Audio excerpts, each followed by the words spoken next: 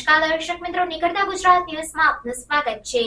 રાષ્ટ્રપતિ દ્રૌપદી મુર્મુ સંઘ પ્રદેશની મુલાકાતે આવતા દમણ એરપોર્ટ પર પુષ્પગુચ્છ અને રાષ્ટ્રીય સન્માન સાથે સ્વાગત કરાયું।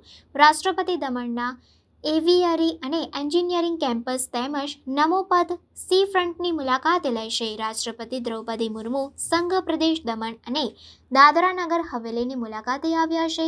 દ્રૌપદી મુર્મુનું એરપોર્ટ પર પુષ્પગુચ્છ અને રાષ્ટ્રીય સન્માન સાથે પ્રશાસક દ્વારા સ્વાગત કરવામાં આવ્યું હતું। સાથે જ તેમના સન્માનમાં અહીં તેમને કોસ્ટ ગાર્ડ દ્વારા ગાર્ડ ઓફ ઓનર પણ આપવામાં આવ્યું હતું।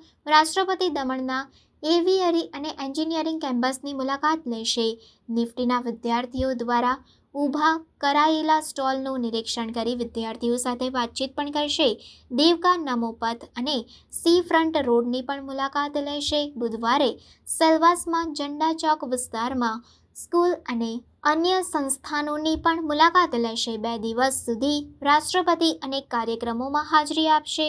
રાષ્ટ્રપતિ દ્રૌપદી મુર્મુની મુલાકાતને લઈ પ્રદેશમાં ઉત્સાહનો માહોલ જોવા મળી રહ્યો છે।